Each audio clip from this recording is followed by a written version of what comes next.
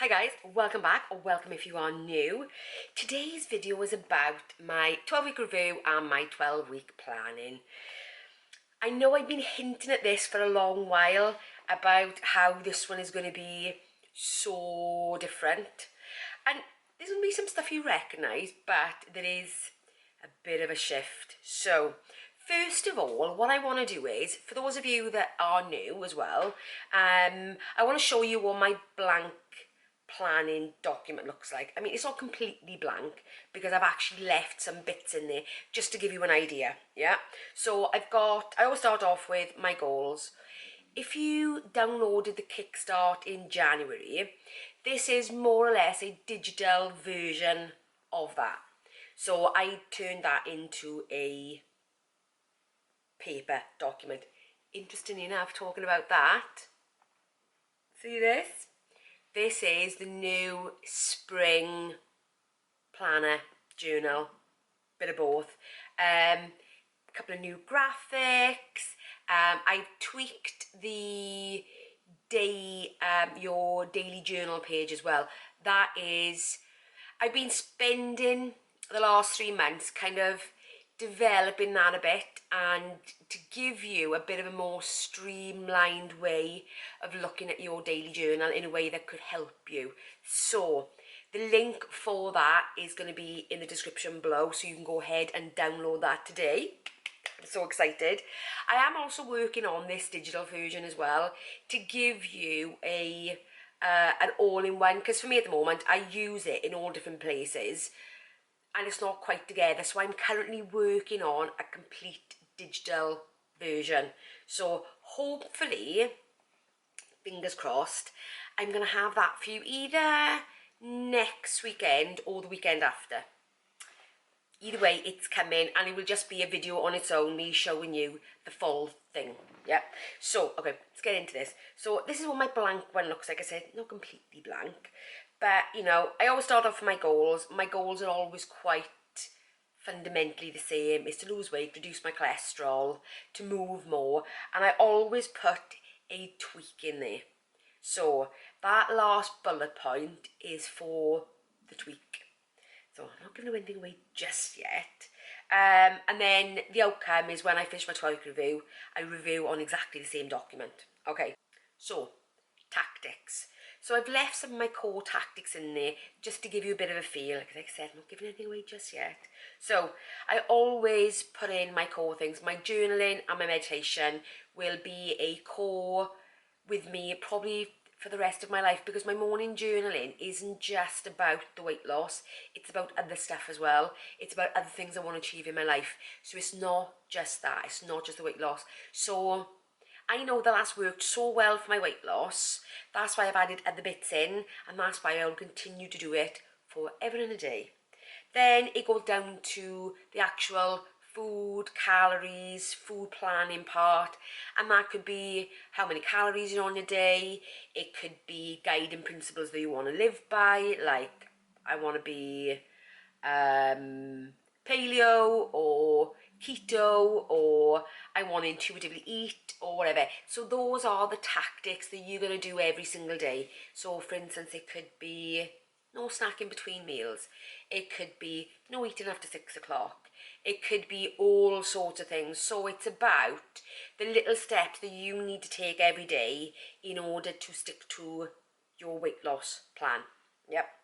Then you've got movement. So I always put movement in there. Now whether for you movement is going to the gym or swimming or running or just walking or just making sure that you move around a bit every hour in the day. It's whatever fits with you. Yeah? Okay. The next bit is actually then my weekly review. So the weekly review is the thing that I go through every time I do my weekly weigh-ins.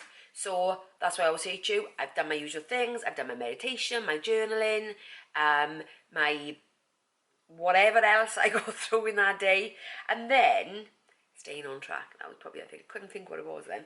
So I go through that, I say I've done all my usual stuff, and then I track my key metrics, the things that I can look back on and think, okay, I had a good week that week.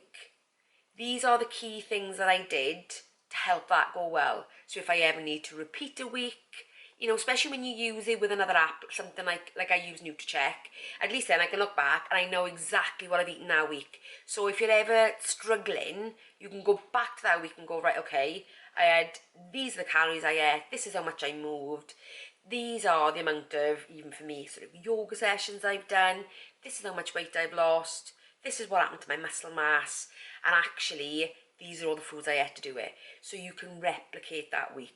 That's the idea of tracking all those metrics. Method in my madness. And then at the end of that week, I always talk about what went well. What went well that week, because I think it's all too easy to look at the stuff that didn't go well and not recognise the things that did. And I think it's always important to look for those little wins in the week, because you will have some, even if it was stopping yourself at one bag of crisps, or saying, okay, it's been a not great week so far, but today I'm going to do X, Y, and Z. You'll always find little tiny wins in the week. Look for those wins, it's really important.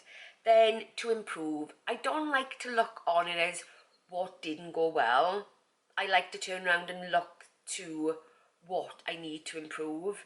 So if I didn't get my steps up that week, it'll be next week I need to make sure that I get up to so many steps a day.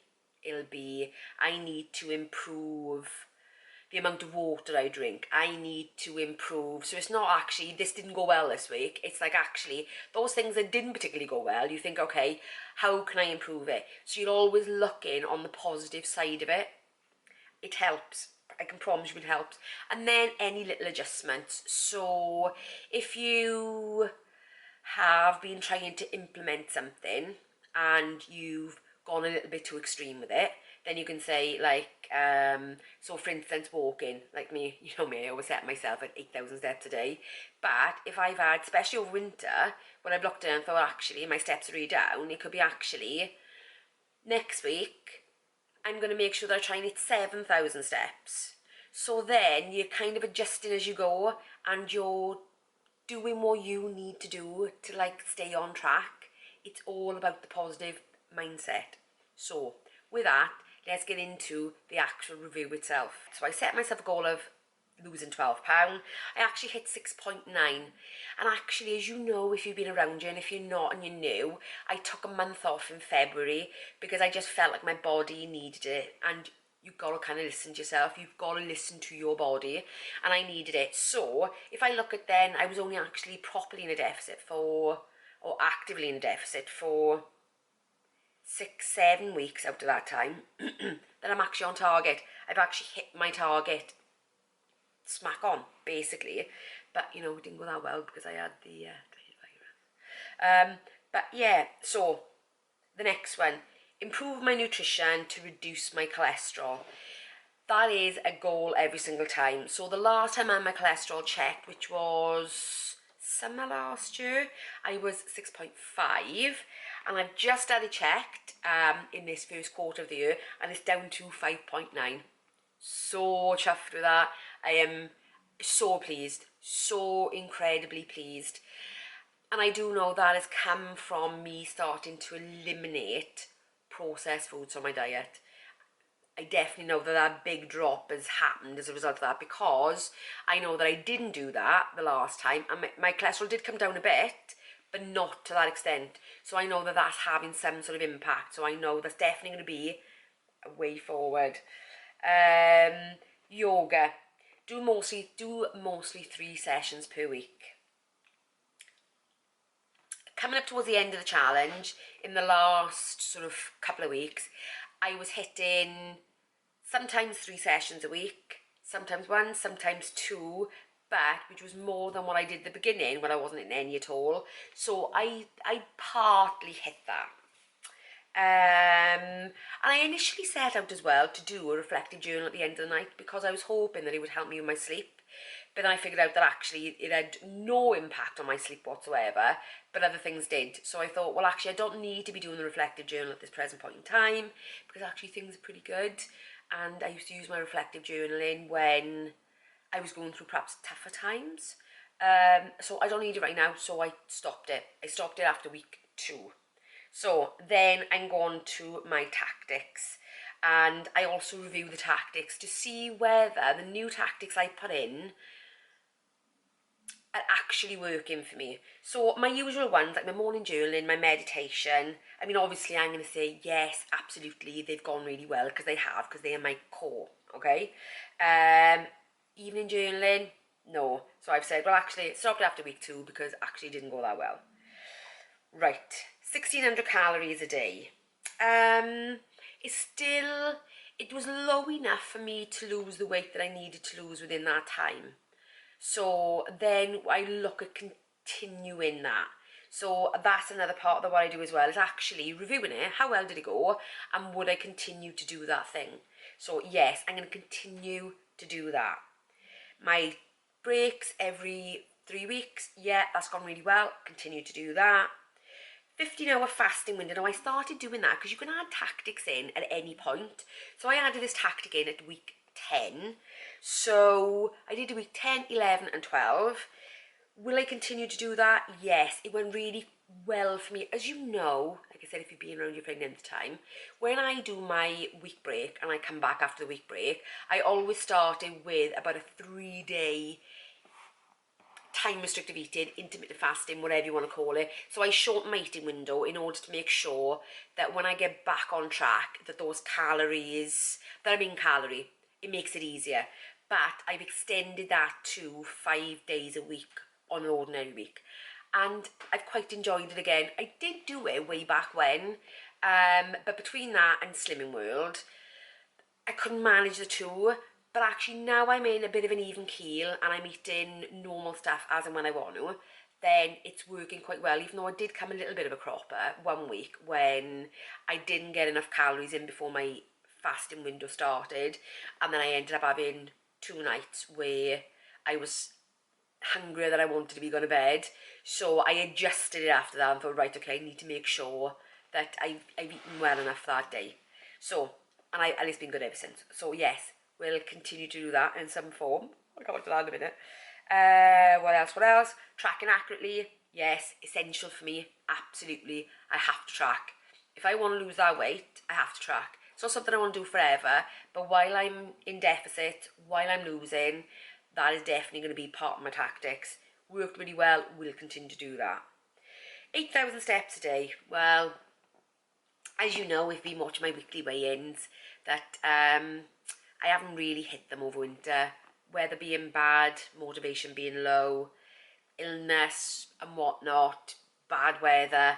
Yeah, it didn't happen. I did average out though at just under 6,000 steps over that period of time. Bearing in mind, there were 10 days where I couldn't leave the house, and so yeah, so it was down, but definitely on the agenda for the next one. And yoga the same. Didn't hit my full quota, however, I did make more headway into getting to it than previously. So that is my 12-week review. So I go through all those tactics, think what works, what doesn't, what do I need to change, what don't I. So that is that one. So the new plan. So this is my 5th 12-week block. And as you know, in that time, altogether, I've lost 55 pounds. So I'm a smidgen under a 4-stone weight loss. Yeah. This one, I'm excited about, but also have a little bit of nervousness about. Because you know me, I don't like to do things by halves. I'd like to push the boundaries, and this one is going to be no exception. I feel in a good place to do it though, but as you know, if things start not going well, I will tweak it and change it. I won't stick to it for the sake of it, but I will let you know about any tweaks and changes as I go along in my weekly weigh-ins. I do it every time. So yes, I will make sure that I update you if I make any changes. So here we go, guys. Are you ready? Are you ready?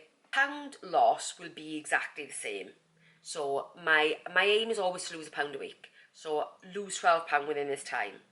Again, to reduce my cholesterol from 5.9 down to whatever I can get it down to. To move more than the last 12 weeks. So that is making sure I get my steps up, making sure that my yoga's in there. So by the end of the 12 weeks, I want to make sure that I'm consistently hitting the 8,000 and I'm consistently doing at least 3 yoga sessions a week. The last goal, this is on my tweak one. So I've always got those 3 cores about my cholesterol and my pound loss and my movement. But then I always put a tweak goal in there. So my tweak goal is no processed foods, only whole foods. Unless I can catch it or dig it up, then I'm not going to be eating it. You know what that means? No more cookies. No more crisps. The only exception to it is the bread, really. As you know, I eat a sourdough anyway, so what I'm looking at is minimally processed, and actually, does it have a good enough nutrient base to it that actually it's worth having it as a processed food. And for me, the sourdough absolutely is, without a shadow of a doubt. I haven't considered my stance yet on things like wraps or rolls if I have a burger. I'll have to consider that as I come to it, but I don't eat as much bread as I used to. Not that that's a bad thing anyway, but of course it is a processed food and I'm looking to eliminate highly processed foods from my diet. Now, the rye bread isn't highly processed. It is a minimally processed product, so that's why I am allowing it. But I don't want anything with loads of additives in, and this doesn't, so that's why I'm sticking to that. So that is my only real caveat to it, is the bread. I can't think of anything else at the moment that might be processed, but I'll keep. No, can't think of anything. But if I do identify certain things I go through, obviously I will let you know and give you a rationale for why I'm doing that. Okay. Tactics now. This is probably the longest list of tactics I've had yet. But that is because, as I go through it, it'll make sense to you, because there are certain tactics that start one week and end another week. Start later and then end later, start later and end later. So there are some tactics that run for the full 12 weeks, some that are for the first couple of weeks, middle couple of weeks, end couple of weeks. So I'm evolving. I'm not trying to go bam all at once. It's a journey. As I've always said, it's a journey. Your journey, my journey, it's a journey, okay? So usual things, running week 1 to 12 is my morning journaling and my meditation. Right, this is probably the biggest change, and that is with eating. So now on to the calories. Right, I'm going to stick with the 1600 because I want to know how my body responds to my new way of eating. My feeling is that because I'm eliminating the processed foods, that actually it may have a different effect on my body. So I'm going to stick to the 1600 calories. However, I do recognise the fact that it only puts me in a 300 calorie deficit from my maintenance, because my maintenance is around about 1900 calories. So that may not yield the pound a week that I'm looking for. So I'm waiting to see how that pans out. And if it's not, then I'll adjust it down. But that's going to run week 1 through to 12 as well.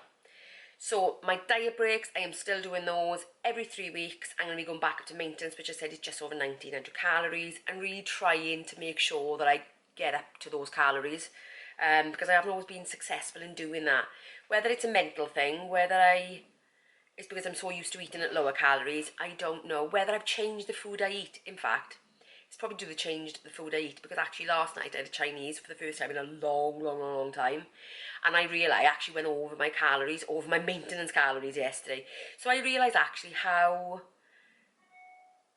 the food you eat, I'm just going to say like an obvious statement, but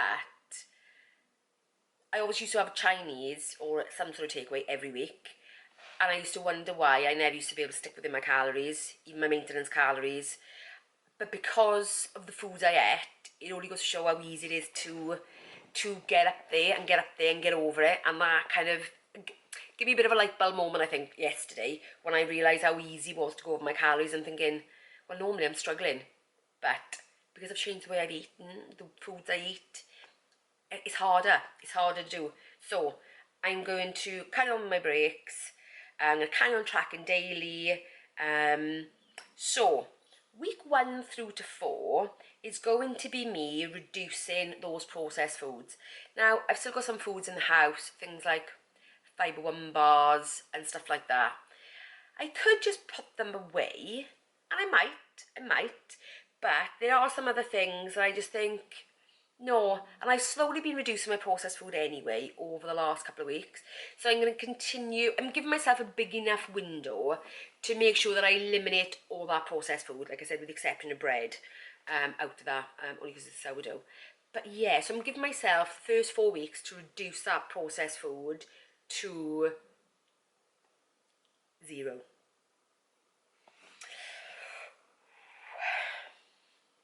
Whole foods all the way. So that's what it's going to be.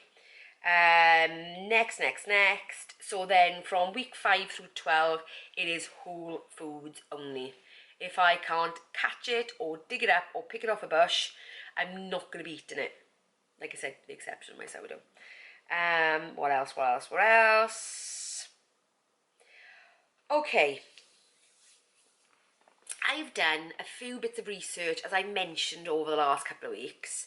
The first one is into intermittent fasting and fasting in general. I've always been a bit of an advocate for it, but I've watched a video recently, I'll leave all these videos linked below, of a cardiologist who, and I have mentioned this before, a cardiologist who uses a intervention period of fasting to help his patients to reduce their markers, things like cholesterol, calcium in the arteries, all sorts of stuff, in order that he can help them with their either onset of heart conditions or heart conditions. But because I have some of those markers myself, I'm looking to his intervention program for inspiration. So he's found really good results with it. So I don't think I'm going to take it quite to the extreme that he has with his patients. Bear in mind, a lot of them would have had heart attacks.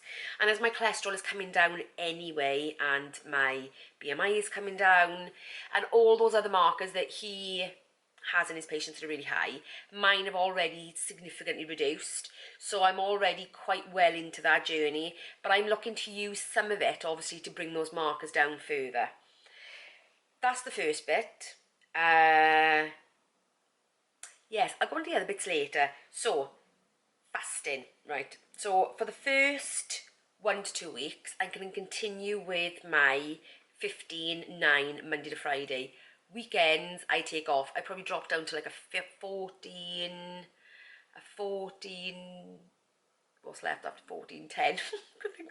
A 14-10 on the weekends. But yeah, so the first 2 weeks, I'm going to stick with the 15-9. So in week 3 and 4, I'm then dropping down to an 18-6 window 3 times a week. So Monday, Wednesday, Friday, I'm going to do an 18-6, and then on Tuesday, it's going to be 15-9.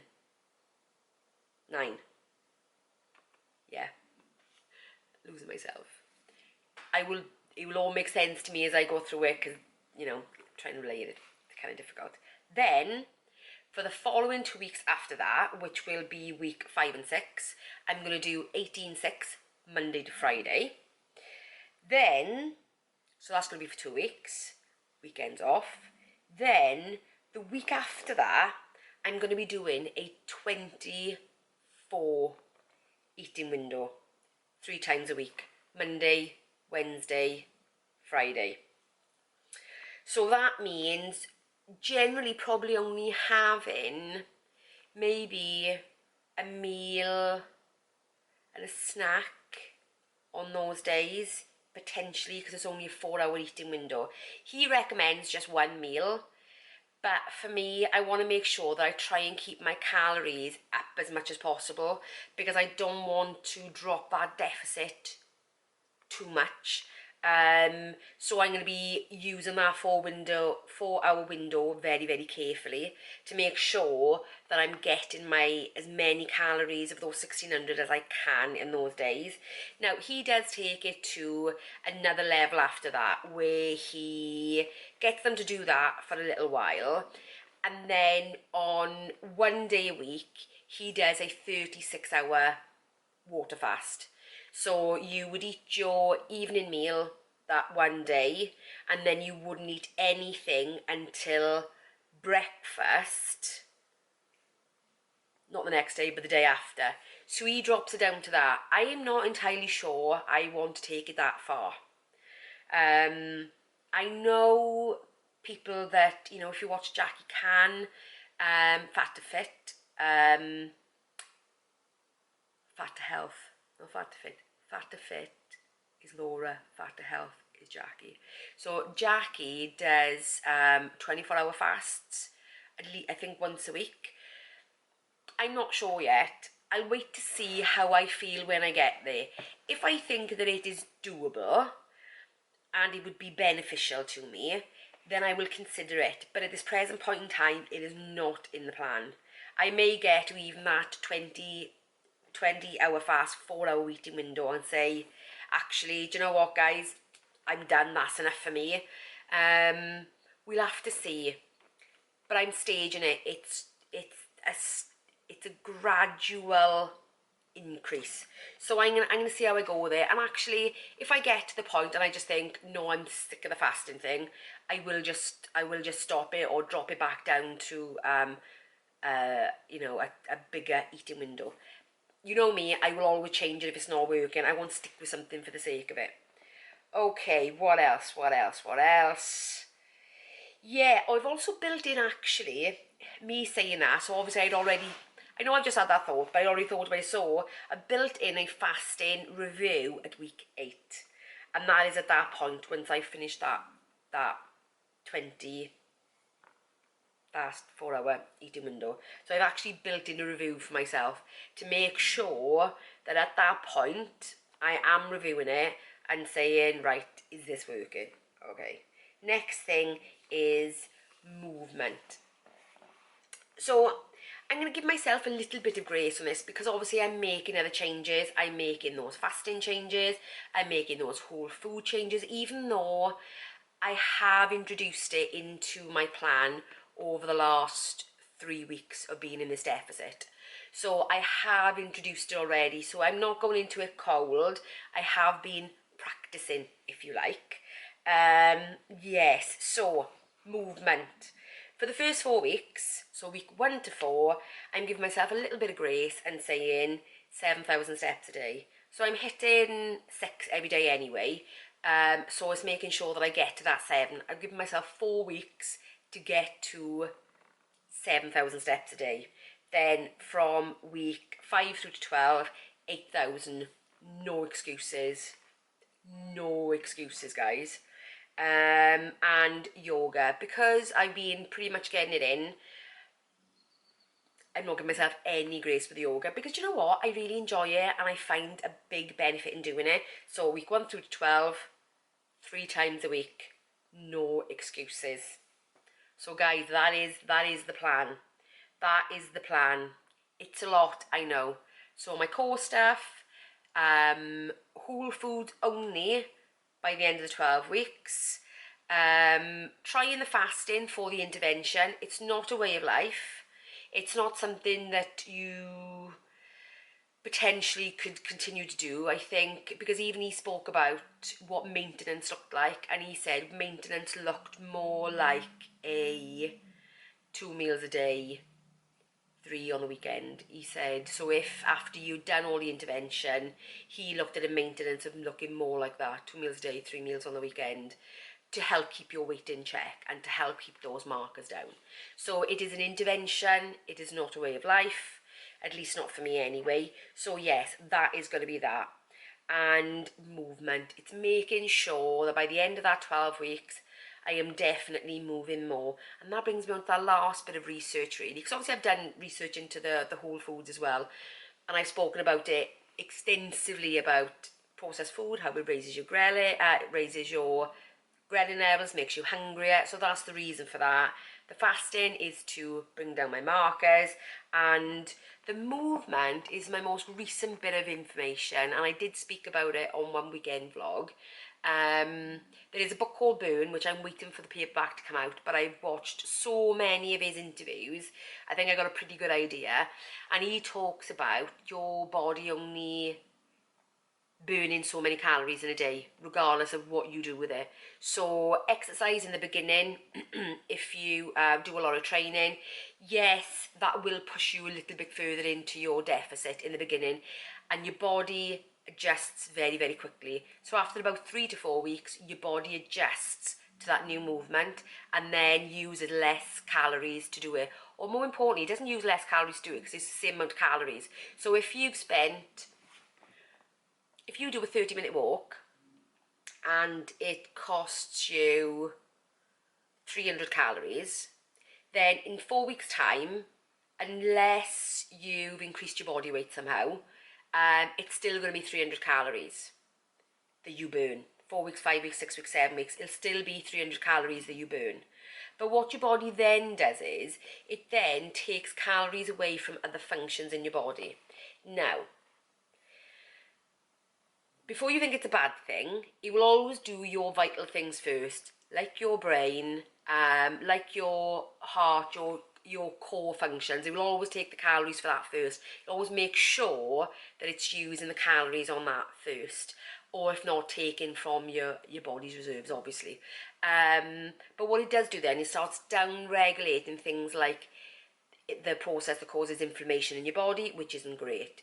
It down-regulates your stress levels. Brilliant. It brings down all the less helpful processes in your body. That's why they've done loads of studies into fitness for mental health, and that's why they found not only do you get that increase in those good hormones, but also it actually down-regulates all your cortisol and your stress levels, so that actually that makes you happier. So the more exercise you can fit in without overtraining, obviously, then the less unhelpful things your body's going to do for you as well. So that's the last piece. So that is the idea behind making sure I get that movement in. It's not to increase the weight loss, because it's not going to do that for me, because I'm around about the same. It's only going to be it's marginally higher energy level than I am normally, but it's making sure that I'm squeezing out those processes that cause the inflammation, stress levels, and that kind of stuff. So that is the rationale behind it all. Those are the 3 bits of studies that I've been looking at mostly over the last couple of weeks, and that's why I've made the tweaks that I've made. So guys, that is it. That is it. Let me know what you think.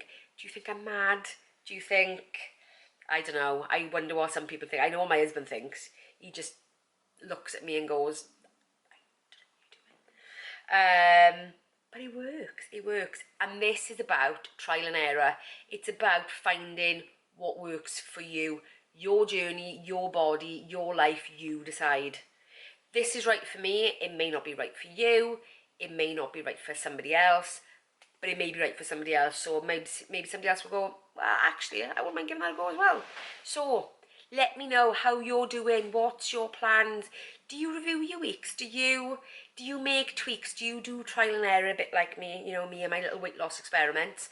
Yeah, let me know. So that's it, guys. That's it for this video. This is a rather long review, I think, because there were so many changes, and I think I teased you for long enough about what those changes might be. So yeah, so that is it, guys. I'll if you enjoyed it, give me a thumbs up, and If you're new around here, consider subscribing, and I will see you in the next one. Bye guys.